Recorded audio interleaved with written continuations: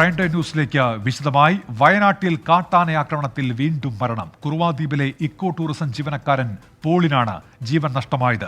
രാവിലെ ഉണ്ടായ ആക്രമണത്തിൽ ഗുരുതരമായി പരിക്കേറ്റ പോളിനെ കോഴിക്കോട് മെഡിക്കൽ കോളേജിൽ എത്തിച്ചെങ്കിലും ജീവൻ രക്ഷിക്കാൻ കഴിഞ്ഞില്ല. ഒരാഴ്ചക്കിടെ കാട്ടാന ആക്രമണത്തിൽ വയനാട്ടിലുണ്ടാകുന്ന രണ്ടാമത്തെ മരണമാണ്. ചികിത്സ വൈകി എന്ന ആരോപണം പരിശോധിക്കുമെന്ന് വനമന്ത്രി പറഞ്ഞു. വനംവകുപ്പിന്റെ വീഴ്ച ചൂണ്ടിക്കാട്ടി വയനാട്ടിൽ ജനരോഷം ഇരമ്പുകയാണ്.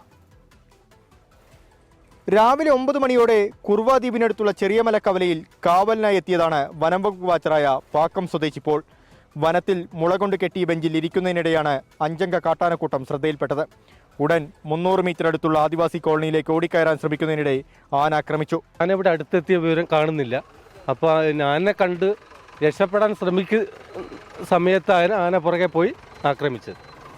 എത്ര ആനകൾ ഉണ്ടായിരുന്നു? ആന കൂട്ടമാണോ? അത് കൂട്ടമാണ്. അതിൽ 5 എണ്ണം ഉണ്ട്. ഭാര്യയും മകളും മാത്രമാണ് പോളിന്റെ വീട്ടിലുള്ളത്. വനം വകുപ്പിലെ താൽക്കാലിക ജീവനക്കാരനായ അദ്ദേഹത്തിന്റെ വരുമാനം കൊണ്ട് മാത്രമാണ് കുടുംബം മുന്നോട്ട് പോയിരുന്നത്. ആനക്കലി കുടുംബത്തിന്റെ നട്ടെല്ല് തകർത്തു. എപ്പോഴാണ് അവിടെ എത്തിയെന്നും എപ്പോഴവർ ചികിത്സ തുടങ്ങിയെന്നും എപ്പോഴവർ കോഴിക്കോട്ടേക്ക് വിട്ടതെന്ന് ചോദിക്കണം. 1:05 ആ ആംബുലൻസ് അവിടെ നിന്ന് പുറപ്പെട്ടത്. ഒരാളെയും കാണിക്കത്തുമില്ല. ട്രീറ്റ്മെൻറ്റ് കൊടുക്കാൻ കഴിവില്ലെങ്കിൽ അവിടെ കൊടുക്കരുത്, അവിടെ നിർത്തരുത്. കൊടുക്കാൻ പറ്റില്ലെങ്കിൽ അവിടെ നിന്ന് മാറ്റണം. എന്തിനാ ഒരു ചികിത്സയും കിട്ടാണ്ട് ഇത്രയും നേരം എൻ്റെ പപ്പ ജീവിച്ചില്ലേ? 2 മണി വരെയുണ്ട്. അപ്പോൾ കുറച്ച് ട്രീറ്റ്മെൻറ്റ് കിട്ടിയായിരുന്നെങ്കിൽ ഇപ്പം മരിക്കുമോ? ആദ്യം മാനന്തവാടി മെഡിക്കൽ കോളേജിൽ എത്തിച്ച പോളിനെ പിന്നീട് കോഴിക്കോട് മെഡിക്കൽ കോളേജ് ആശുപത്രിയിലേക്ക് മാറ്റുകയായിരുന്നു. ആശുപത്രിയിലെത്തി അരമണിക്കൂറാവുന്നതിന് മുൻപ് മരണം സ്ഥിരീകരിച്ചു. സംവിധാനങ്ങൾ കാര്യക്ഷമമായിരുന്നെങ്കിൽ കൃത്യമായി ചികിത്സ കിട്ടുമായിരുന്നു. ഒരു മെഡിക്കൽ കോളേജിൽ നിന്ന് മറ്റൊരു മെഡിക്കൽ കോളേജിലേക്ക് രോഗിയെ കൊണ്ടുപോകേണ്ട ഗതികേട് എന്തുകൊണ്ടാണെന്ന് ഞാൻ പറയാതെ നിങ്ങൾക്കറിയാലോ. വനം വകുപ്പിന്റെ വീഴ്ച ചൂണ്ടിക്കാട്ടി വലിയ പ്രതിഷേധമാണ് പ്രദേശത്ത് നടക്കുന്നത്. ജില്ലയിൽ നാളെ രാഷ്ട്രീയ പാർട്ടികൾ ഹർത്താലിന് ആഹ്വാനം ചെയ്തിട്ടുണ്ട്. ആനക്കലിയിൽ ഒരു മനുഷ്യജീവൻ കൂടി പൊലിഞ്ഞു. മരണവിവരമറിഞ്ഞ് വീട്ടിലെത്തുന്നവർ മടങ്ങുന്നതോടെ പാക്കത്ത് ബാക്കിയാകുന്നത് ഈ കുടുംബത്തിൻ്റെ കണ്ണീർ മാത്രം. പ്രജുൽ സുരേഷിനൊപ്പം അരുൺ പാറക്കൽ, 24 വയനാട്. മാനന്തവാടിയിൽ കാട്ടാന ആക്രമണത്തിൽ കൊല്ലപ്പെട്ട ഇക്കോ ടൂറിസം ജീവനക്കാരൻ പോളിന്റെ പോസ്റ്റ്മോർട്ടം നടപടികൾ ആരംഭിച്ചു. കോഴിക്കോട് മെഡിക്കൽ കോളേജ് ആശുപത്രിയിലാണ് postmortem. IC Balakrishnan MLA, Kozhikode DCP എന്നിവർ സ്ഥലത്തെത്തി. മൃതദേഹം നാളെ രാവിലെ വയനാട്ടിലേക്ക് കൊണ്ടുപോകും. ഷഹദ് റഹ്മാൻ വിശദാംശങ്ങളുമായി കോഴിക്കോട് മെഡിക്കൽ കോളേജിൽ നിന്ന് ചേരുന്നുണ്ട്. ഷഹദ്, പോസ്റ്റ്മോർട്ടം നടപടികൾ പുരോഗമിക്കുകയാണല്ലോ, എന്തൊക്കെയാണ് വിവരങ്ങൾ? ഉന്മേഷ്, വനംവകുപ്പ് വാച്ചർ പോളിന്റെ പോസ്റ്റ്മോർട്ടം നടപടികൾ ഇപ്പോൾ നടന്നുകൊണ്ടിരിക്കുകയാണ്. കോഴിക്കോട് മെഡിക്കൽ കോളേജ് മോർച്ചറിക്ക് മുൻപിലാണ് ഞാൻ നിൽക്കുന്നത്. 9:30 മണിയോട് കൂടിയിട്ടാണ് പോസ്റ്റ്മോർട്ടം നടപടികൾ ആരംഭിച്ചത്. സ്ഥലം MLA IC ബാലകൃഷ്ണൻ ഇവിടെ കോഴിക്കോട് എത്തുകയും തുടർന്ന് കോഴിക്കോട് ജില്ലാ കളക്ടറെയും അതുപോലെ തന്നെ മറ്റ് ബന്ധപ്പെട്ട ഉദ്യോഗസ്ഥരെയും ബന്ധപ്പെടുകയും തുടർന്ന് ഈ പോസ്റ്റ്മോർട്ടം നടപടികൾക്ക് നിർദ്ദേശം നൽകുകയും ചെയ്യുകയായിരുന്നു. ഈ പശ്ചാത്തലത്തിലാണ് ഇന്ന് അടിയന്തരമായിട്ട് ഇന്ന് രാത്രി തന്നെ പോസ്റ്റ്മോർട്ടം നടപടികൾ നടത്താൻ നിർദ്ദേശം നൽകുകയും ഇപ്പോൾ പോസ്റ്റ്മോർട്ടം നടപടികൾ തുടരുകയും ചെയ്യുന്നത്. നാളെ രാവിലെ 6 മണിയോടുകൂടി ഈ മൃതദേഹം ബന്ധുക്കൾക്ക് വിട്ടു നൽകും എന്നുള്ളതാണ് ഇപ്പോൾ നിലവിൽ നമുക്ക് ലഭ്യമാകുന്ന വിവരം.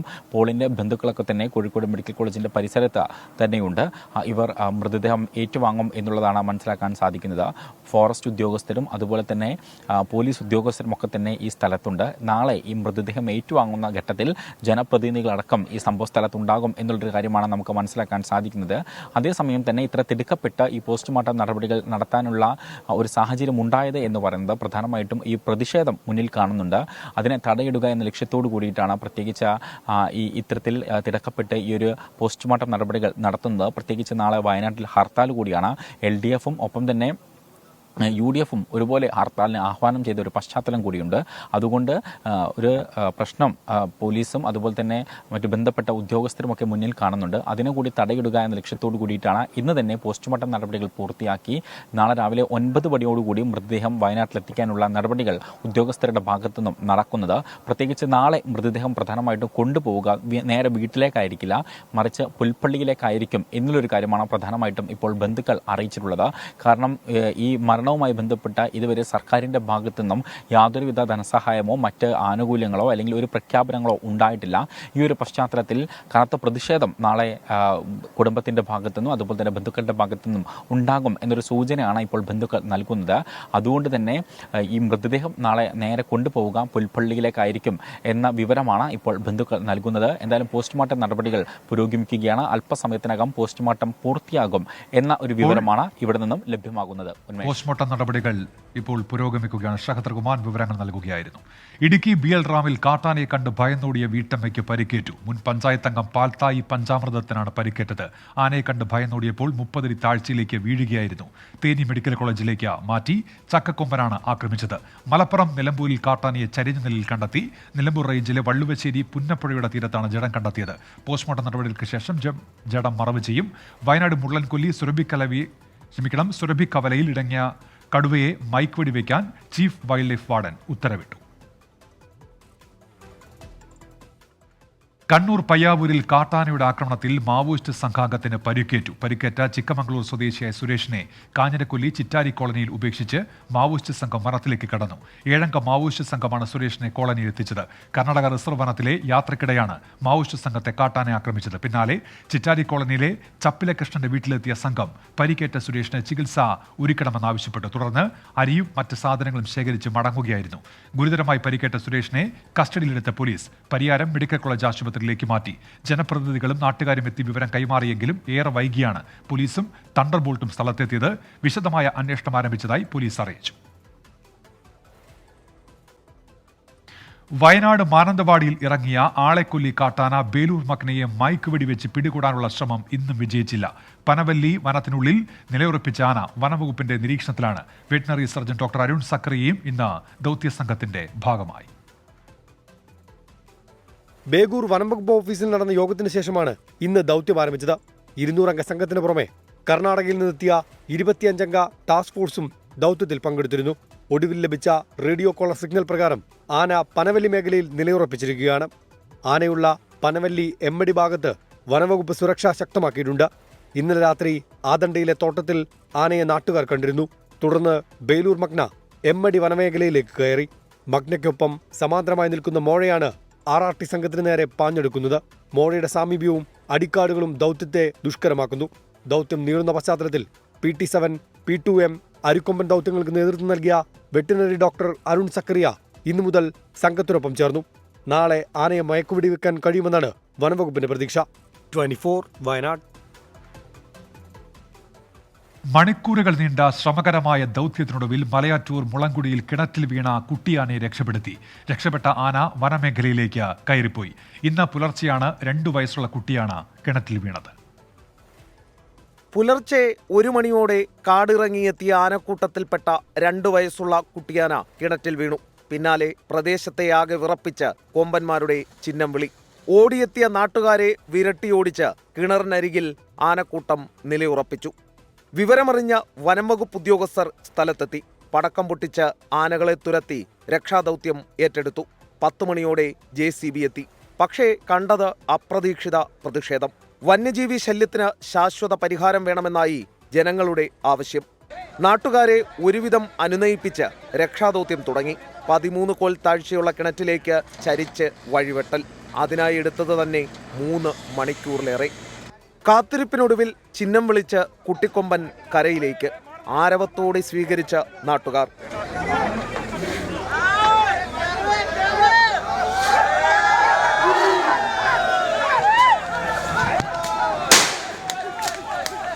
രക്ഷപ്പെട്ട ആശ്വാസത്തിൽ കാടിനുള്ളിലേക്ക് ഓടിമറഞ്ഞ് കുട്ടിയാനയും.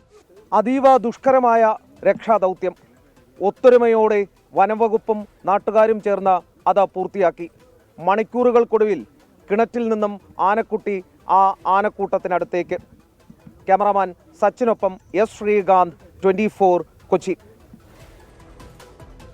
മാസപ്പടി കേസിൽ മുഖ്യമന്ത്രിയുടെ മകൾ വീണയ്ക്കും എക്സാലോജിക്കിനും കനത്ത തിരിച്ചടി. SFIU അന്വേഷണം റദ്ദാക്കണമെന്ന ഹർജി കർണാടക ഹൈക്കോടതി തള്ളി. അന്വേഷണം തടസ്സപ്പെടുത്താനുള്ള നീക്കം പൊളിഞ്ഞെന്ന് പ്രതിപക്ഷം വ്യക്തമാക്കി. ഏത് കേന്ദ്ര ഏജൻസിയെ കൊണ്ടുവന്നാലും കേരളത്തിൽ വിലപ്പോകില്ലെന്ന് CPM സംസ്ഥാന സെക്രട്ടറി MV ഗോവിന്ദൻ പ്രതികരിച്ചു. തിങ്കളാഴ്ച വാദം പൂർത്തിയാക്കിയ കേസിൽ ഇന്ന് ഉച്ചയ്ക്ക് ശേഷമാണ് ജസ്റ്റിസ് M. നാഗപ്രസന്ന വിധി പറഞ്ഞത്. SFIUയുടെ വാദങ്ങളെ പൂർണ്ണമായും അംഗീകരിച്ചാണ് ഹൈക്കോടതി വിധി. പൂർണ്ണമായ വിധിപ്പകർപ്പ് നാളെ ഹൈക്കോടതി സൈറ്റിൽ പ്രസിദ്ധീകരിക്കും. ഹർജി തള്ളുന്നുവെന്ന ഒറ്റവരി വിധിക്കപ്പുറം മറ്റ് നിർദ്ദേശങ്ങളുണ്ടോ എന്ന് നാളെ അറിയാം. എക്സാലോജിക്കിനെതിരായ അന്വേഷണം തടസ്സപ്പെടുത്താനുള്ള നീക്കം പൊളിഞ്ഞെന്ന പ്രതിപക്ഷ നേതാവ് വി.ഡി. സതീശൻ. മുഖ്യമന്ത്രിയുടെ മടിയിൽ കനമുണ്ടെന്നത് യാഥാർത്ഥ്യമാണ്. നിയമപരമായി അന്വേഷണം തടസ്സപ്പെടുത്താനാണ് ശ്രമിച്ചതെന്നും വി.ഡി. സതീശൻ പറഞ്ഞു. SFIOയുടെ അന്വേഷണത്തിന് എന്തിനാണ് 8 മാസത്തെ കാലപരിധിയെന്നും വി.ഡി. സതീശൻ ചോദിച്ചു. സ്വർണ്ണക്കടത്ത് കേസിലും കരുവന്നൂർ കേസിലും സംഭവിച്ചത് തന്നെയാണ് ആവർത്തിക്കാൻ പോകുന്നതെന്നും പ്രതിപക്ഷ നേതാവ് വിമർശിച്ചു. മുഖ്യമന്ത്രി ആദ്യം പറഞ്ഞത് 2 കൈകളും ശുദ്ധമാണെന്നാണ്. പിന്നെ പറഞ്ഞു മടിയിൽ കനമില്ലെന്ന്, പിന്നെ അന്വേഷണത്തെ ഭയമില്ലെന്ന് പറഞ്ഞു. എന്നിട്ട് KSIDC കൊണ്ട് ലക്ഷക്കണക്കിന് രൂപ പണം മുടക്കി ഡൽഹിയിൽ നിന്ന് അഭിഭാഷകനെ കൊണ്ടുവന്ന് ഹൈക്കോടതിയിൽ കേസ് കൊടുത്തു. അദ്ദേഹത്തിന്റെ മകൾ ബാംഗ്ലൂർ ഹൈക്കോടതിയിൽ പോയി. ഇത് രണ്ടും പോയത് അന്വേഷണത്തെ തടസ്സപ്പെടുത്തുന്നതിന് വേണ്ടിയിട്ടാണ്. കേസിൽ മറുപടി പറയേണ്ട കാര്യമില്ലെന്നും അതൊക്കെ കമ്പനി നോക്കുമെന്നും CPIM സംസ്ഥാന സെക്രട്ടറി MV ഗോവിന്ദൻ.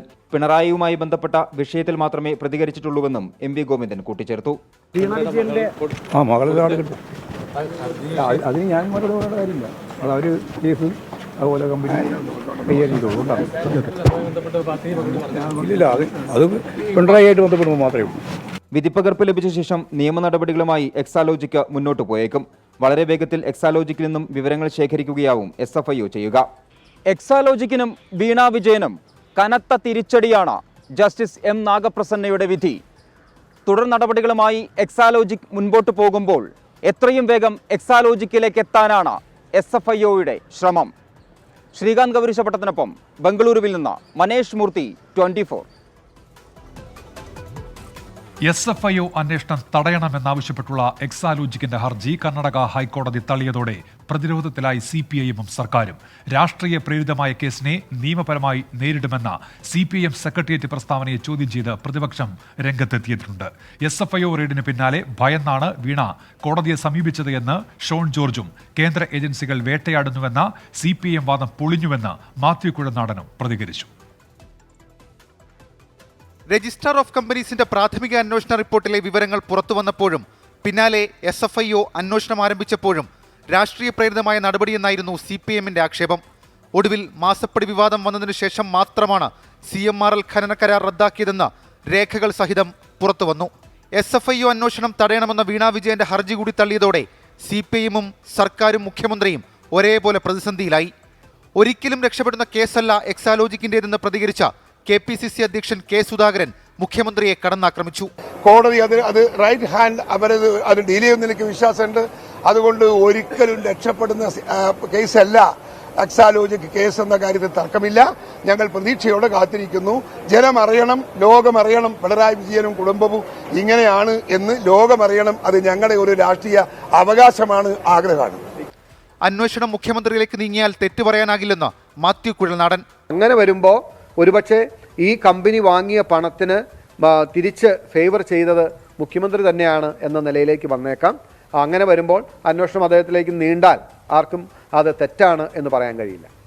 വീണ വിജയന്റെ അറസ്റ്റിലേക്ക് നീങ്ങിയാൽ മുഖ്യമന്ത്രി രാജിവെക്കേണ്ടി വരുമെന്ന് പരാതിക്കാരനായ ഷോൺ ജോർജ്.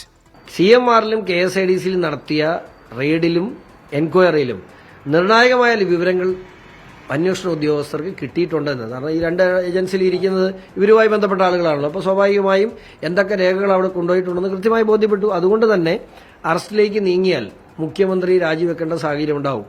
ഇപ്പോൾ ഇവിടെ നടക്കുന്ന എല്ലാ നാടകങ്ങളും മുഖ്യമന്ത്രിയുടെ രാജി ഒഴിവാക്കാൻ വേണ്ടിയുള്ള നാടകങ്ങളാണ് ഈ നടക്കുന്നത് മുഴുവൻ. CPIM ജനങ്ങളോട് മാപ്പ് പറയണമെന്ന് കേന്ദ്രമന്ത്രി V. മുരളീധരനും പ്രതികരിച്ചു. ലോക്സഭാ തെരഞ്ഞെടുപ്പ് പടിവാതിക്കൽ നിൽക്കുമ്പോൾ പ്രതിപക്ഷത്തിന് വീണ് കിട്ടിയ അവസരമാണ് വീണ വിജയന്റെ ഹർജി തള്ളാനുള്ള കർണാടക ഹൈക്കോടതിയുടെ തീരുമാനം. അതേസമയം വീണ വിജയനും എക്സാലോജിക്കും തുടർ നിയമ പോരാട്ടത്തിനൊരുങ്ങും. ഡിവിഷൻ ബെഞ്ചിനെയോ സുപ്രീം കോടതിയോ സമീപിക്കാനായിരിക്കും നീക്കം. 24 തിരുവനന്തപുരം. കിഫ്ബി മസാല ബോണ്ട് കേസിൽ മുൻ ധനമന്ത്രി ഡോക്ടർ TM തോമസ് ഐസക്കിന്റെയും കിഫ്ബി CEOയുടെയും ഹർജിയിൽ നിർദ്ദേശങ്ങളുമായി ഹൈക്കോടതി. ED സമൻസിന് ഒറ്റത്തവണ മറുപടി നൽകിക്കൂടെ എന്ന് ഹർജിക്കാരോട് ഹൈക്കോടതി ചോദിച്ചു. അറസ്റ്റ് ഉൾപ്പെടെയുള്ള കാര്യങ്ങൾ ഉണ്ടാകില്ലെന്ന് ഉറപ്പുവരുത്തും. ചോദ്യം ചെയ്യലിന്റെ ദൃശ്യങ്ങൾ പകർത്തുമല്ലോ എന്ന് EDയോടും കോടതി ചോദിച്ചു. കോടതിയുടെ നിർദ്ദേശത്തിൽ കക്ഷികളുമായി കൂടിയാലോചിച്ച് തിങ്കളാഴ്ച മറുപടി നൽകാമെന്ന് അഭിഭാഷകർ അറിയിച്ചു. കോടതിയുടെ നിർദ്ദേശത്തിൽ കക്ഷികൾക്ക് തൃപ്തിയില്ലെങ്കിൽ മെറിറ്റിൽ വാദം കേൾക്കുമെന്ന് ഹൈക്കോടതി വ്യക്തമാക്കി. സപ്ലൈകോയിൽ സബ്സിഡി സാധനങ്ങളുടെ വില വർദ്ധിപ്പിച്ച് ഭക്ഷ്യവകുപ്പ് ഉത്തരവിറക്കി. 13 ഇനങ്ങളുടെ വിലയാണ് കൂട്ടിയത്. 74 രൂപയ്ക്ക് നൽകിയിരുന്ന ചെറുപയറിന്റെ പുതിയ വില 92 രൂപയാണ്. വൻപയറിന് 30 രൂപയും ഉഴുന്നിന് 29 രൂപയും കടലയ്ക്ക് 26 രൂപയും 65 രൂപയുണ്ടായിരുന്ന തുവരപ്പരിപ്പ് 46 രൂപ വില വർദ്ധിപ്പിച്ച് 111 രൂപയിലെത്തി. പഞ്ചസാര, മുളക്, മല്ലി, വെളിച്ചെണ്ണ, ജയ അരി, കുറുവാരി, മട്ട അരി, പച്ചരി എന്നിവയാണ് വില കൂട്ടിയ മറ്റിനങ്ങൾ. തിരുവനന്തപുരം ജില്ലയിൽ കോൺഗ്രസിൽ പൊട്ടിത്തെറി. DCC പ്രസിഡന്റ് സ്ഥാനം രാജിവെക്കുന്നതായി പാലോട് രവി KPCCക്ക് കത്ത് നൽകി. സ്വന്തം പഞ്ചായത്തിലെ പ്രസിഡന്റും 2 അംഗങ്ങളും കോൺഗ്രസ് വിട്ട് CPIMൽ ചേർന്നതിന്റെ ധാർമ്മിക ഉത്തരവാദിത്തം ഏറ്റെടുത്താണ് രാജി പ്രഖ്യാപനം. രാജി നേതൃത്വം അംഗീകരിച്ചിട്ടില്ല. തിരുവനന്തപുരം ജില്ലാ പ്രസിഡന്റ് പാലോട് രവിയുടെ സ്വന്തം പഞ്ചായത്താണ് പെരിങ്ങമല. പഞ്ചായത്ത് UDFന്റെ ഭരണത്തിലും. പഞ്ചായത്ത് പ്രസിഡന്റും DCC അംഗവുമായ ഷിനു മടത്തറ, പഞ്ചായത്ത് അംഗങ്ങളായ കലയപുരം അൻസാരി, M ഷഹനാസ് എന്നിവർ കഴിഞ്ഞ ദിവസം CPIMൽ ചേർന്നതും പെരിങ്ങമലയിലെ ഭരണം നഷ്ടപ്പെട്ടതും ജില്ലാ കോൺഗ്രസിനുള്ളിൽ വൻ ഞെട്ടലുണ്ടാക്കി. പിന്നാലെയാണ് ജില്ലാ പ്രസിഡന്റ് സ്ഥാനം രാജിവെക്കുന്നതായി പാലോട് രവി KPCC നേതൃത്വത്തിന് കത്തു നൽകിയത്. ലോക്സഭാ തെരഞ്ഞെടുപ്പ് പടിവാതിൽക്കൽ എത്തി നിൽക്കെ സ്വന്തം പഞ്ചായത്തായ പെരിങ്ങമലയിലെ പ്രസിഡന്റും 2 അംഗങ്ങളും CPIMൽ ചേർന്നതിന്റെ ധാർമ്മിക ഉത്തരവാദിത്തം ഏറ്റെടുത്ത് രാജിവെക്കുന്നു എന്നായിരുന്നു കത്ത്. എന്നാൽ പാലോട് രവിയുടെ രാജി KPCC നേതൃത്വം തള്ളി. രാജി വൈകാരിക പ്രകടനം മാത്രമെന്ന് KPCC വിലയിരുത്തി. DCC പ്രസിഡന്റ് സ്ഥാനത്ത് തുടരാനും KPCC നേതൃത്വം പാലോട് രവിയോട് നിർദ്ദേശിച്ചു. 24 തിരുവനന്തപുരം. പൊതുതെരഞ്ഞെടുപ്പിനുള്ള സ്ഥാനാർത്ഥി നിർണയത്തിന് CPIM പ്രാഥമിക ചർച്ചകൾ പൂർത്തിയാക്കി. സിറ്റിംഗ് MLAമാർ വരെ പരിഗണനയിലുണ്ട്. ഈ മാസം 27-ന് CPIM സ്ഥാനാർത്ഥി പട്ടിക പ്രഖ്യാപിക്കും. മുതിർന്ന നേതാക്കൾക്കൊപ്പം യുവാക്കളെയും മത്സരത്തിനിറക്കി വിജയസാധ്യത ഉറപ്പിക്കാനുള്ള പുതിയ തന്ത്രമാണ് CPIMന്. ചില MLAമാരെ പരീക്ഷണത്തിനിറക്കണമെന്ന ആലോചനയും നേതൃത്വത്തിനുണ്ട്. ഇന്ന് ചേർന്ന സംസ്ഥാന സെക്രട്ടേറിയറ്റിൽ പ്രാഥമിക ചർച്ചകൾ നടന്നു. ആറ്റിങ്ങലിൽ വർക്കല MLA വി ജോയുടെ പേര് മാത്രമാണ് പരിഗണിച്ചത്. ആലപ്പുഴയിൽ സിറ്റിംഗ് MP ആയ AM ആരിഫ് മത്സരിച്ചേക്കും. ജില്ലാ നേതൃത്വത്തിന്റെ അഭിപ്രായവും പരിഗണിച്ചാവും അന്തിമ തീരുമാനം. പത്തനംതിട്ടയിൽ TM തോമസ് ഐസക് വന്നേക്കും. പാലക്കാട് A വിജയരാഘവനാണ് സാധ്യത കൂടുതൽ. M സ്വരാജിന്റെ പേരും ചർച്ചയിലുണ്ട്. ആലത്തൂരിൽ മന്ത്രി K രാധാകൃഷ്ണനെ മത്സരിപ്പിക്കാനാണ് നേതൃത്വത്തിന്റെ ആഗ്രഹം. പക്ഷേ മത്സരിക്കാൻ താല്പര്യമില്ലെന്ന് K രാധാകൃഷ്ണൻ അറിയിച്ചു. AK ബാലൻ, PK ജമീല എന്നിവരുടെ പേരും ചർച്ചയിലുണ്ട്. കോഴിക്കോട് എളമരം കരി മത്സരിച്ചേക്കും. കണ്ണൂരിലും വടകരയിലും KK ശൈലജയുടെ പേര് പരിഗണനയിലുണ്ട്. കണ്ണൂരിൽ ജില്ലാ പഞ്ചായത്ത് പ്രസിഡന്റ് PP ദിവ്യയുടെ പേരും സജീവമാണ്. കാസർഗോഡ് TV രാജേഷിനാണ് സാധ്യത. പൊന്നാനിയിൽ KT ജലീലിന്റെ പേര് സജീവ ചർച്ചയാണ്. മന്ത്രി V അബ്ദുറഹ്മാനെ പരിഗണിച്ചെങ്കിലും താല്പര്യമില്ലെന്ന് അറിയിച്ചതായാണ് വിവരം. മലപ്പുറത്ത് VP സാനുവിന്റെ പേര് വീണ്ടും ഉയർന്നു വരുന്നുണ്ട്. ഇടുക്കിയിൽ ജോയ്സ് ജോർജ് വീണ്ടും വന്നേക്കും. ചാലക്കുടിയിൽ മുൻ മന്ത്രി C രവീന്ദ്രനാഥിന്റെ പേരാണ് പാർട്ടി പരിഗണിക്കുന്നത്. എറണാകുളത്ത് പൊതുസ്വതന്ത്രനാണ് സാധ്യത. സ്ഥാനാർത്ഥി നിർണയ ചർച്ചകൾക്കായി നാളെയും മറ്റന്നാളും ജില്ലാ കമ്മിറ്റികൾ ചേരും. 21-ന് സംസ്ഥാന കമ്മിറ്റി പട്ടിക വീണ്ടും ചർച്ച ചെയ്ത പാർലമെന്റ് മണ്ഡലം കമ്മിറ്റികൾക്ക് വിടും. അതിനുശേഷം കേന്ദ്ര നേതൃത്വത്തിന്റെ അനുമതിയോടെ ഈ മാസം 27-ന് സ്ഥാനാർത്ഥികളെ പ്രഖ്യാപിക്കാനാണ് തീരുമാനം. 24 തിരുവനന്തപുരം. കോട്ടയത്തെ UDF സ്ഥാനാർത്ഥിയെ നാളെ പ്രഖ്യാപിക്കും. ഫ്രാൻസിസ് ജോർജിനെ കേരള കോൺഗ്രസ് സ്ഥാനാർത്ഥിയാക്കും എന്നാണ് സൂചന. മുസ്ലിം ലീഗുമായുള്ള കോൺഗ്രസിന്റെ സീറ്റ് ചർച്ചകൾ എങ്ങുമെത്തിയില്ല. KPCC പ്രസിഡന്റ് കണ്ണൂരിൽ മത്സരിക്കുന്നതിൽ അന്തിമ തീരുമാനം ഹൈക്കമാൻഡിന് വിട്ടു. സിറ്റിംഗ് MP അടൂർ പ്രകാശിനായി മണ്ഡലങ്ങളിൽ ചുവരെഴുത്തുകൾ പ്രത്യക്ഷപ്പെട്ടു. LDF സ്ഥാനാർത്ഥി തോമസ് ചാഴികാടൻ പ്രചാരണം തുടങ്ങിയ സാഹചര്യത്തിലാണ് കേരള കോൺഗ്രസ് കോട്ടയത്തെ സ്ഥാനാർത്ഥിയെ പ്രഖ്യാപിക്കാനൊരുങ്ങുന്നത്. നാളെ രാവിലെ 11 മണിക്ക് PJ ജോസഫ് സ്ഥാനാർത്ഥിയെ പ്രഖ്യാപിക്കും. ഫ്രാൻസിസ് ജോർജിന് തന്നെയാണ് സാധ്യത. മറ്റു പേരുകൾ ചർച്ചയായെങ്കിലും കോൺഗ്രസിനും താൽപര്യം ഫ്രാൻസിസ് ജോർജിനോട് തന്നെ. അതേസമയം മുസ്ലിം ലീഗുമായുള്ള കോൺഗ്രസിന്റെ സീറ്റ് ചർച്ചകൾ വൈകുകയാണ്. ഡൽഹിയിലുള്ള മുസ്ലിം ലീഗ് നേതാക്കൾ തിരിച്ചെത്തിയാൽ പ്രശ്നങ്ങൾ പരിഹരിക്കാനാകുമെന്നാണ് കോൺഗ്രസിന്റെ പ്രതീക്ഷ. ലീഗ് നേതാക്കൾ അവരുടെ ഒരു ഓഫീസുമായി ബന്ധപ്പെട്ട രജിസ്ട്രേഷനുമായി ബന്ധപ്പെട്ട് ഡൽഹിയിലേക്ക് പോയിരിക്കുകയാണ്. ബാക്കിയുള്ള എല്ലാവരുമായിട്ടുള്ള ചർച്ചകൾ പൂർത്തിയാക്കി. ലീഗുമായിട്ടുള്ള ചർച്ചകളാണ് ഈ ദിവസങ്ങളിൽ പൂർത്തിയാക്കും. അവർ തിരിച്ചു വന്നാൽ ഉടനെ ചർച്ച ചെയ്ത് അടുത്ത ദിവസങ്ങളിൽ പൂർത്തിയാക്കും. 3ാം സീറ്റെന്ന ലീഗിന്റെ ആവശ്യത്തിൽ UDFൽ ഗൗരവത്തോടെ ചർച്ച നടക്കുകയാണെന്ന് PK കുഞ്ഞാലിക്കുട്ടി ആവർത്തിച്ചു. അതിൽ വാദപ്രതിവാദം നടത്താനൊന്നുമില്ല. അത് ഞങ്ങളുടെ ആവശ്യമാണ്. അത് പറഞ്ഞിട്ടുണ്ട്. അത് ചർച്ച ചെയ്ത് വരികയാണ്. സീരിയസ് ആയിട്ടുള്ള ടോക്കാണ് ഇതിനകം നടന്നത്. KPCC അധ്യക്ഷൻ കണ്ണൂരിൽ വീണ്ടും മത്സരിക്കുന്നതിൽ കോൺഗ്രസിൽ ആശയക്കുഴപ്പം തുടരുകയാണ്. ഇക്കാര്യത്തിൽ ഹൈക്കമാൻഡായിരിക്കും അന്തിമ തീരുമാനമെടുക്കുക. വിവിധ ബ്യൂറോകൾക്കൊപ്പം 24 കോട്ടയം. കർഷക സമരം ശക്തമാകുന്നതിനിടെ പ്രശ്നപരിഹാരത്തിനായി പുതിയ നിർദ്ദേശവുമായി എത്താമെന്ന് കേന്ദ്ര സർക്കാർ. അടുത്ത ഞായറാഴ്ച കർഷകരെ വീണ്ടും ചർച്ചയ്ക്ക് വിളിച്ചു. സമരത്തിനിടെ ഹൃദയാഘാതത്തെ തുടർന്ന് ഒരു കർഷകൻ മരിച്ചു. ശംഭു അതിർത്തിയിൽ കർഷകർക്ക് നേരെ പോലീസ് വീണ്ടും കണ്ണീർവാതകം പ്രയോഗിച്ചു. തന്റെ സർക്കാർ പ്രവർത്തിക്കുന്നത് കർഷകർക്ക് വേണ്ടിയെന്നായിരുന്നു പ്രധാനമന്ത്രി നരേന്ദ്രമോദിയുടെ പ്രതികരണം. താങ്ങുവിലയിൽ നിയമനിർമ്മാണം ഉൾപ്പെടെ കർഷകർ മുന്നോട്ട് വെച്ച ആവശ്യങ്ങളിൽ പുതിയ നിർദ്ദേശങ്ങളുമായി എത്താമെന്നാണ് കർഷകർക്ക് കേന്ദ്ര സർക്കാർ നൽകിയ ഉറപ്പ്. താങ്ങുവിലയിൽ സമിതിയെന്ന സർക്കാർ നിർദ്ദേശത്തോട് കർഷകർ യോജിക്കുന്നില്ല. ശംഭു അതിർത്തിയിൽ സമരം തുടരുന്ന കർഷകർ ഞായറാഴ്ചത്തെ ചർച്ച പരാജയപ്പെട്ടാൽ ഡൽഹിയിലേക്ക് നീങ്ങും. ഇപ്പോൾ സർക്കാർ MSPയുടെ കാര്യത്തിൽ നിയമപരമായ ഉറപ്പ് നൽകുന്ന ഇതിനകത്ത് പോവാൻ സർക്കാർ തയ്യാറല്ല. കാരണം അത് ഉറപ്പായിട്ടും കോർപ്പറേറ്റുകളെ ബാധിക്കും. അവർക്ക് കിട്ടുന്ന വിഹിതം കുറഞ്ഞു കഴിഞ്ഞാൽ അവർക്ക് ഈ ബിസിനസ്സിൽ നിലനിൽക്കാൻ കഴിയില്ല. ആത്മഹത്യ ചെയ്യുന്ന കർഷകനെ സംബന്ധിച്ചിട്ട് മരണം ഒരു ഭയമുള്ളതല്ല. അപ്പോൾ അതുകൊണ്ട് തകർക്കാൻ തീരുമാനിച്ച് ഇതൊക്കെ തകർത്ത് മുന്നോട്ട് പോകും. പഞ്ചാബിലെ ഗുരുദാസ്പൂരിൽ നിന്നുള്ള കർഷകൻ ഗ്യാൻ സിംഗ് ഹൃദയാഘാതത്തെ തുടർന്നാണ് ശംഭു അതിർത്തിയിൽ മരിച്ചത്. കർഷകർക്ക് നേരെ പ്രയോഗിച്ച കണ്ണീർവാതകം സൃഷ്ടിച്ച ശാരീരിക അസ്വസ്ഥതയാണ് മരണകാരണമെന്ന് കുടുംബം ആരോപിച്ചു. അതിനിടെ കർഷകർക്ക് നേരെ പോലീസ് ഇന്നും കണ്ണീർവാതകം പ്രയോഗിച്ചു.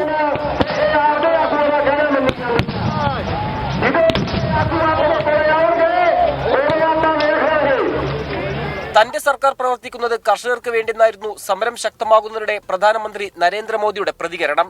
കർഷകർക്ക് വേണ്ടി ഒട്ടേറെ പദ്ധതികൾ കൊണ്ടുവന്നുവെന്നും ബാങ്കുകൾ ലോൺ നൽകാതിരുന്നപ്പോൾ കർഷകർക്ക് വേണ്ടി പ്രവർത്തിച്ചുവെന്നും പ്രധാനമന്ത്രി നരേന്ദ്രമോദി പറഞ്ഞു. രാജസ്ഥാനിലെ ഹനുമാൻഗഡിൽ പ്രധാനമന്ത്രി വെർച്വലായി പങ്കെടുത്ത പരിപാടിയുടെ വേദിയിലേക്ക് പ്രതിഷേധവുമായി എത്തിയ കർഷകരെ പോലീസ് തടഞ്ഞു. ബാരിക്കേഡ് തകർത്ത കർഷകർക്ക് നേരെ പോലീസ് കണ്ണീർവാതകം പ്രയോഗിച്ചു. ടിയർ ഗ്യാസ് ഉപയോഗിച്ച് സമരത്തെ തുരത്താൻ പോലീസ് ശ്രമിക്കുമ്പോൾ അതിർത്തിയിൽ സംഘടിച്ചെത്തി കരുത്താർജിക്കുകയാണ് കർഷക സമരം. ശംഭു അതിർത്തിയിൽ നിന്ന് സന്ദീപ് മാലിക്കിനൊപ്പം നിതിൻ അംബുജൻ, 24.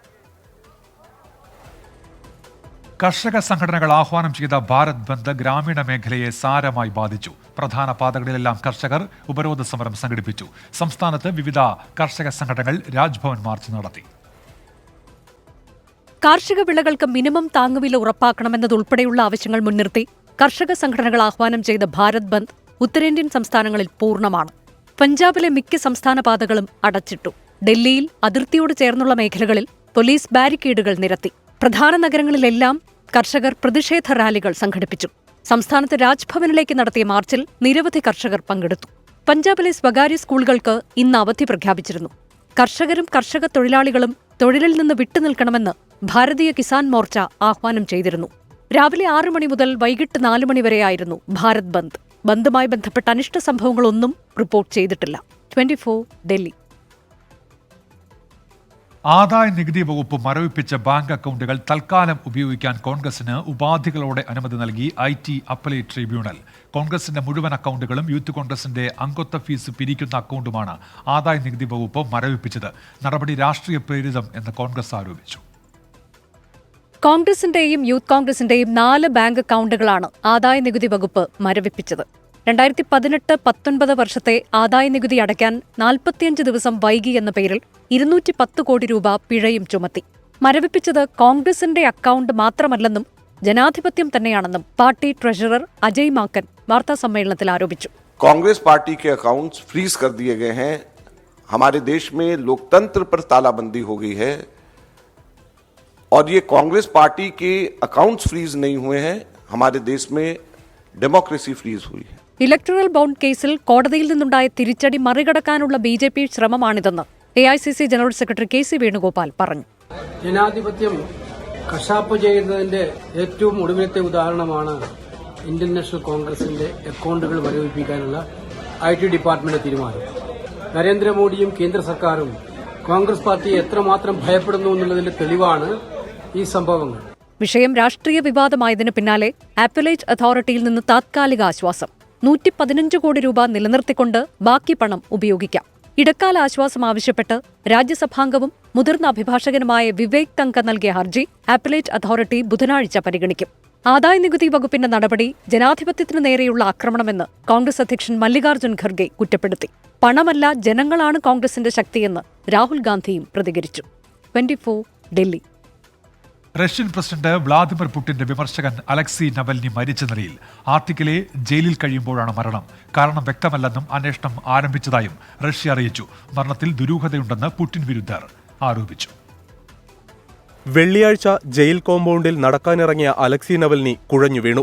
എല്ലാ പരിചരണവും ഉറപ്പാക്കിയെങ്കിലും ജീവൻ നിലനിർത്താനായില്ലെന്ന് അധികൃതർ. അന്വേഷണം ആരംഭിച്ചെന്ന് പ്രസിഡന്റിന്റെ പ്രസ് സെക്രട്ടറി ദിമിത്രി പെസ്കോവ് പ്രതികരിച്ചു.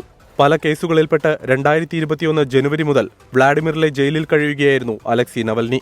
തീവ്രവാദികൾക്ക് പണം നൽകിയെന്ന കേസിൽ കഴിഞ്ഞ ഓഗസ്റ്റിൽ 19 വർഷം കൂടി തടവു ശിക്ഷ ലഭിച്ചു. ഡിസംബറിൽ ആർട്ടിക് സർക്കിളിലെ യമാൽ നെനറ്റ് മേഖലയിലുള്ള പീനൽ കോളനിയിലേക്ക് നവൽനിയെ മാറ്റി.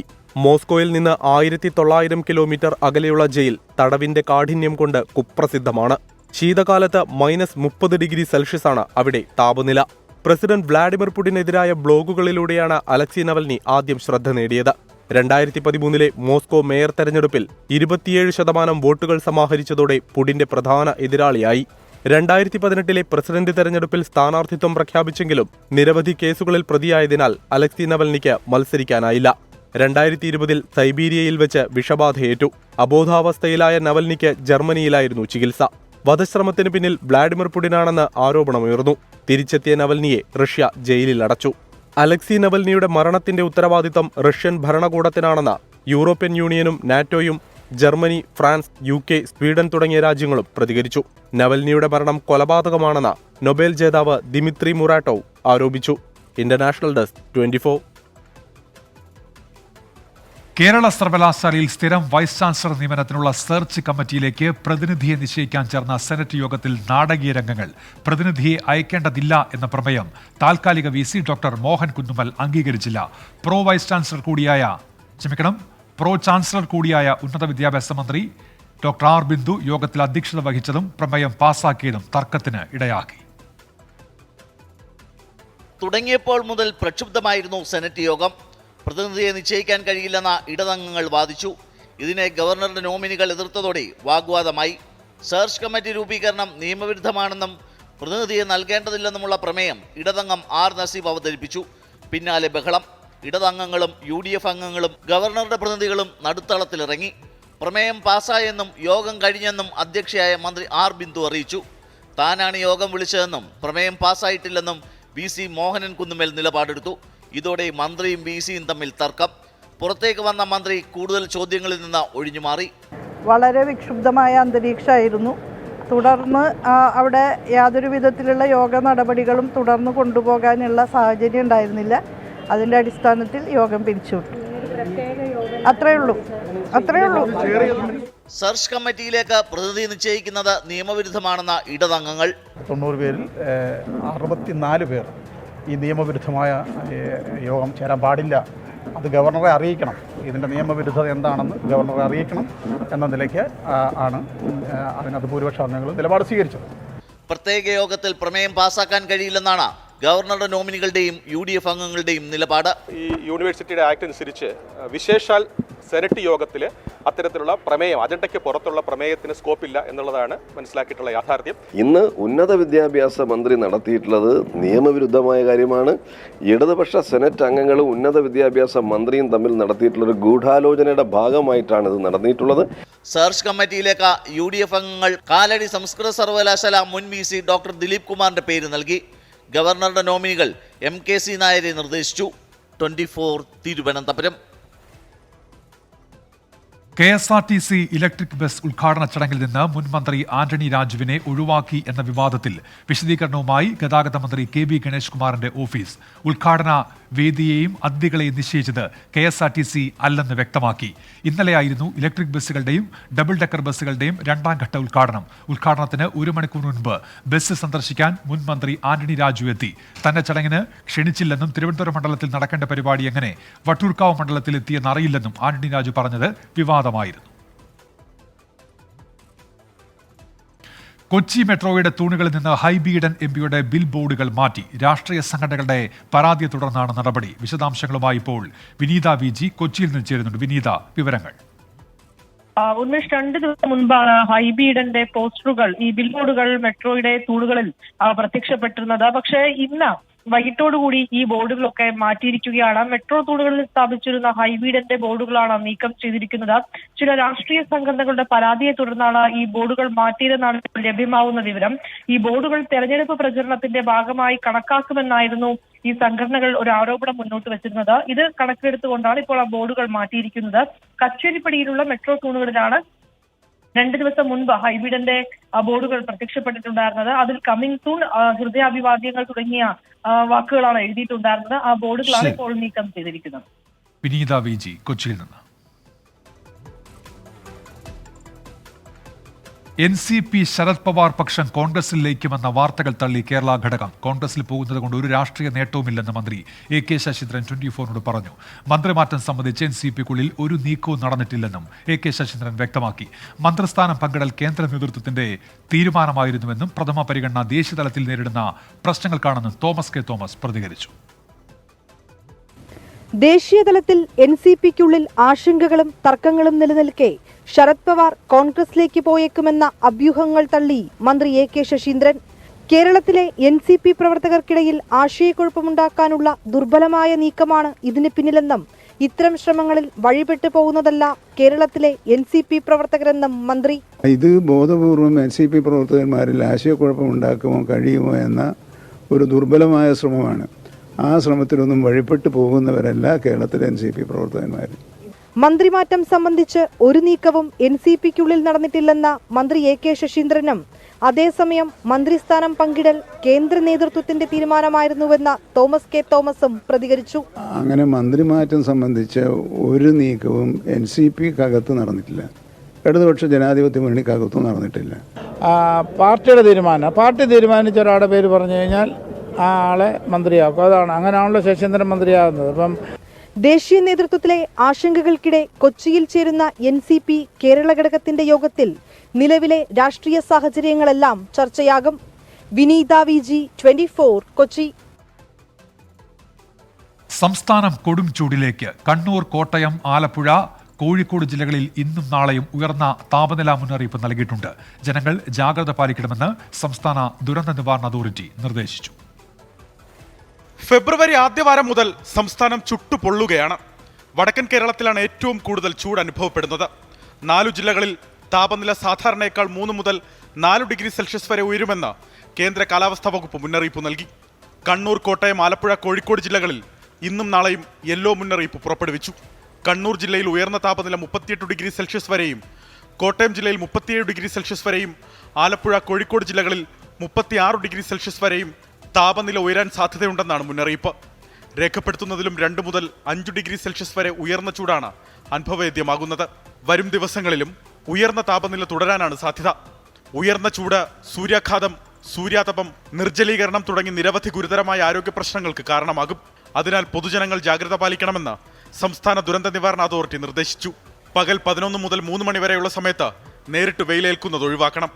നിർജ്ജലീകരണം തടയാൻ ധാരാളം വെള്ളം കുടിക്കണം. മാർക്കറ്റുകൾ, കെട്ടിടങ്ങൾ, മാലിന്യ ശേഖരണ, നിക്ഷേപ കേന്ദ്രങ്ങൾ തുടങ്ങിയ ഇടങ്ങളിൽ തീപിടുത്തങ്ങൾ വർദ്ധിക്കാനും വ്യാപിക്കാനുമുള്ള സാധ്യത കൂടുതലായതിനാൽ ഫയർ ഓഡിറ്റ് നടത്തി സുരക്ഷാ മുൻകരുതൽ സ്വീകരിക്കണം. കാട്ടുതീ വ്യാപിക്കാനുള്ള സാധ്യതയുള്ളതിനാൽ വനമേഖലയോട് ചേർന്ന് താമസിക്കുന്നവരും വിനോദസഞ്ചാരികളും പ്രത്യേക ജാഗ്രത പാലിക്കണം. 24, തിരുവനന്തപുരം. കേരള സംഗീത നാടക അക്കാദമിയുടെ അന്താരാഷ്ട്ര നാടകമേളയുടെ മികച്ച റിപ്പോർട്ടിങ്ങിനുള്ള ദൃശ്യമാധ്യമ പുരസ്കാരം 24-ന്. 24 റിപ്പോർട്ടർ സൂരജ് സജിക്കാണ് പുരസ്കാരം. സംഗീത നാടക അക്കാദമി സെക്രട്ടറി കരിവള്ളൂർ മുരളിയാണ് പുരസ്കാരങ്ങൾ പ്രഖ്യാപിച്ചത്. ഐ-ലീഗ് ഫുട്ബോളിൽ വിജയക്കുതിപ്പ് തുടർന്ന് ഗോകുലം കേരള FC രാജസ്ഥാൻ യുണൈറ്റഡിനെ 1-നെതിരെ 4 ഗോളിന് തകർത്തു. കെമ്രോൺ ഇരട്ട ഗോൾ നേടി. രാജസ്ഥാനിലും മാസായി മലബാറിയൻസ്. ഗോകുലം കേരള FC രാജസ്ഥാൻ യുണൈറ്റഡ് FCയെ അവരുടെ മടയിൽ തകർത്തുവിട്ടത് 1-നെതിരെ 4 ഗോളിന്. ഗോൾ വേട്ടയ്ക്ക് തുടക്കമിട്ടത് 28-ാം മിനിറ്റിൽ കോംറോൺ ടർസനോവ്, 50-ാം മിനിറ്റിൽ അലക്സ് സാഞ്ചസ് ലീഡ് ഉയർത്തി, 64-ാം മിനിറ്റിൽ വീണ്ടും കോംറോൺ, 81-ാം മിനിറ്റിൽ ഗോകുലത്തിന്റെ ഗോൾ വേട്ട പൂർത്തിയാക്കി ലൈഷ്റാം, 88-ാം മിനിറ്റിൽ ഒരു ഗോൾ മടക്കി രാജസ്ഥാൻ യുണൈറ്റഡ് കടം കുറച്ചു. 7ാം ജയത്തോടെ 26 പോയിന്റുമായി ലീഗിൽ 2ാം സ്ഥാനത്തേക്കും ഉയർന്നു ഗോകുലം കേരള. Sports desk 24. ഹോമം നടത്തിയതിനെ തുടർന്ന് അടച്ചിട്ട കോഴിക്കോട് നെടുമണ്ണൂർ LP സ്കൂൾ നാളെ തുറക്കും. ഇന്ന് ചേർന്ന സർവകക്ഷി യോഗത്തിലാണ് തീരുമാനം. ചൊവ്വാഴ്ച രാത്രിയാണ് സ്കൂൾ മാനേജറുടെ മകന്റെ നേതൃത്വത്തിൽ ഹോമം നടന്നത്. തുടർന്ന് സ്കൂൾ അടയ്ക്കുകയായിരുന്നു. കഴിഞ്ഞ ബുധനാഴ്ച മുതൽ സ്കൂൾ അടച്ചിട്ടിരിക്കുകയാണ്. വാർഷിക പരീക്ഷകൾ അടുത്തിരിക്കെ സ്കൂൾ അടഞ്ഞുകിടക്കുന്നത് വിദ്യാർത്ഥികളുടെ ഭാവിയെ ബാധിക്കുമെന്നാണ് സർവകക്ഷി യോഗത്തിൽ ഉയർന്നു വന്ന അഭിപ്രായം. ഇത് പരിഗണിച്ചാണ് നാളെ സ്കൂൾ തുറക്കാനുള്ള തീരുമാനം. വിവിധ രാഷ്ട്രീയ പാർട്ടി പ്രതിനിധികളും PTA മാനേജ്മെന്റ് ഭാരവാഹികളും യോഗത്തിൽ പങ്കെടുത്തു. ചട്ടലംഘനമുണ്ടായെന്നാണ് AEO റിപ്പോർട്ട്. പ്രധാന അധ്യാപകന്റെ മുറിയിൽ ഉൾപ്പെടെ 2 ഹോമം. തുടർന്ന് രാത്രി തന്നെ SFI DYFI പ്രവർത്തകർ സ്കൂളിലേക്ക് പ്രതിഷേധവുമായി എത്തുകയായിരുന്നു. തൊട്ടിൽപ്പാലം പോലീസും സ്ഥലത്തെത്തിയതോടെ ഹോമം പാതി വഴിയിൽ ഉപേക്ഷിച്ചു. സ്കൂൾ മാനേജറുടെ മകന്റെ നേതൃത്വത്തിൽ BJP പ്രവർത്തകരാണ് ഹോമം നടത്തിയതെന്നാണ് DYFIയുടെ ആരോപണം. വകുപ്പ് തല നടപടി ഉണ്ടായില്ലെങ്കിൽ പ്രതിഷേധം കടുപ്പിക്കാനാണ് തീരുമാനം. 24 കോഴിക്കോട്. തൃപ്പൂണിത്തുറ സ്ഫോടനവുമായി ബന്ധപ്പെട്ട നഷ്ടം വിലയിരുത്താൻ നഗരസഭാ എഞ്ചിനീയറിംഗ് വിഭാഗം നടത്തുന്ന പരിശോധന അവസാന ഘട്ടത്തിലേക്ക്. ബലക്ഷയമുള്ള വീടുകൾ പൊളിച്ചു നീക്കും. അതേസമയം നഷ്ടപരിഹാരം ആവശ്യപ്പെട്ട ആക്ഷൻ കൗൺസിൽ ഉടൻ ഹർജി ഫയൽ ചെയ്യും. 315 പേരാണ് ഇതുവരെ നഷ്ടപരിഹാരം ആവശ്യപ്പെട്ട് രജിസ്റ്റർ ചെയ്തത്. എന്നാൽ ഇതുവരെ എത്ര രൂപയുടെ നഷ്ടമുണ്ടായെന്ന കണക്ക് വ്യക്തമായിട്ടില്ല. നഷ്ടപരിഹാരം ക്ഷേത്രം ഭരണസമിതിയിൽ നിന്ന് ഈടാക്കണമെന്നാണ് ഉയരുന്ന ആവശ്യം. മന്ത്രി P രാജീവുമായി ദുരിതബാധിതർ കൂടിക്കാഴ്ച നടത്തും. നഷ്ടപരിഹാരം ആവശ്യപ്പെട്ട് ആക്ഷൻ കൗൺസിൽ നിയമ നടപടിയുമായി മുന്നോട്ട് പോവുകയാണ്. സംസ്ഥാനത്ത് വെടിക്കെട്ടുകൾ നിരോധിക്കണമെന്നും ഇവർ കോടതിയിൽ ഉന്നയിക്കും. തൃപ്പൂണിത്തുറ സ്ഫോടനവുമായി ബന്ധപ്പെട്ട് ഇതുവരെ 13 പേരുടെ അറസ്റ്റാണ് രേഖപ്പെടുത്തിയത്. പ്രധാന പ്രതികൾ ഇനിയും പിടിയിലാകാനുണ്ട്. അപകടത്തിൽ പരിക്കേറ്റ 3 പേരുടെ നില ഗുരുതരമായി തുടരുന്നു. Vishnu Suresh, 24 Kochi. Kozhikode MVR cancer centre and research ഇൻസ്റ്റിറ്റ്യൂട്ടിൽ കിഡ്സ് സോണിന് തുടക്കമായി. കുട്ടികളുടെ ശാരീരിക മാനസിക ആരോഗ്യം മെച്ചപ്പെടുത്തുകയാണ് ലക്ഷ്യം. Kids zone city police commissioner Rajpal Meena ഉദ്ഘാടനം ചെയ്തു. ചടങ്ങിൽ ഡോക്ടർ യാമിനി കൃഷ്ണൻ അധ്യക്ഷയും ഡോക്ടർ നാരായണൻകുട്ടി വാര്യർ മുഖ്യാതിഥിയുമായി. MVR cancer centre chairman CN Vijayakrishnan, doctor Rebecca John, doctor Krishnan, doctor NK Muhammad Basheer എന്നിവർ ചടങ്ങിൽ പങ്കെടുത്തു.